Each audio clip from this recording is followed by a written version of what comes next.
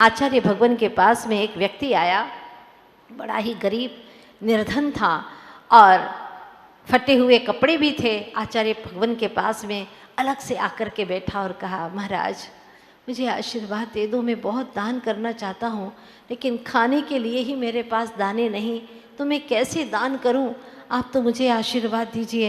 एक टाइम बड़ी मुश्किल से भोजन कर पाता हूँ। आचार्य जी ने देखा और उनके मुख से जो वचन निकले और कहा, दान किया करो। क्या कहा? दान किया करो।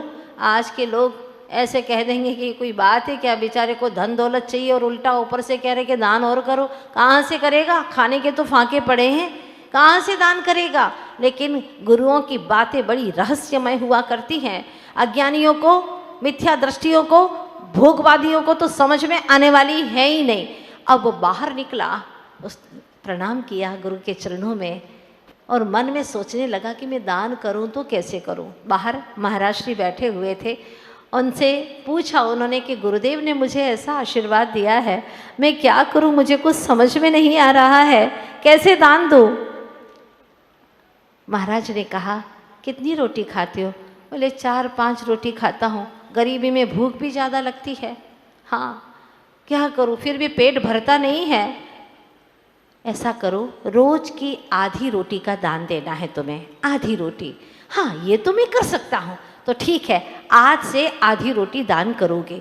उसने मन बना लिया कि मैं आधी रोटी का रोज दान दूंगा और वह आधी रोटी जितना रोज दान देने लगा। अब उसके मन में क्या दान की भावना जागृत होने लगी। जैसे जैसे ये भावना जागृत हुई और आचार्य भगवान ने कहा था कि रोज महामंत्र की जाप करना, महामंत्र की जाप करना। एक वही व्यक्ति ने कहा, महाराज मुझे किसी ने यंत्र दिया है, उसको मैं घर पे रखूं कि नहीं रखूं? महाराज ने, आचार्य भगवान ने सीधी बात कही, देखो यंत्र जी को घर में रखो ना रखो महत्वपूर्ण नहीं है। घर में यंत्र जी को रखो ना रखो ये महत्वपूर्ण नहीं है, लेकिन घट में महामंत्र को जरूर रखना ये महत्वपूर्ण है। उसने अपने घट में महामंत्र को रखा और रोज जाप करने लगा। आधी रोटी का दान, धीरे धीरे उसकी इतनी सगवड़ होने लगी, इतनी उसके जीवन में कुछ कुछ खुशहाली आने लगी। उसको लगने लगा कि अब मैं थोड़ा सा पेट भर भोजन कर पाता हूँ तो मैं 1 रोटी का दान करूँगा।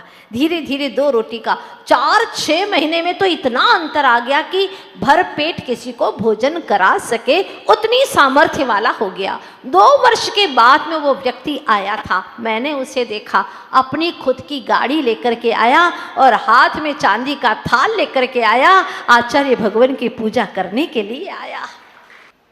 उसने ये नहीं चाहा था कि मेरे पास में धन दौलत इतना हो जाए, नहीं, मैं सिर्फ इतना कर सकूं कि किसी का पेट भरा सकूं, इतनी तो सामर्थ्य मुझ में भी हो जाए। मैं जैन कुल में आया हूं। और ये दान का मार्ग उसने अपनाया, उसका जीवन बदल दिया।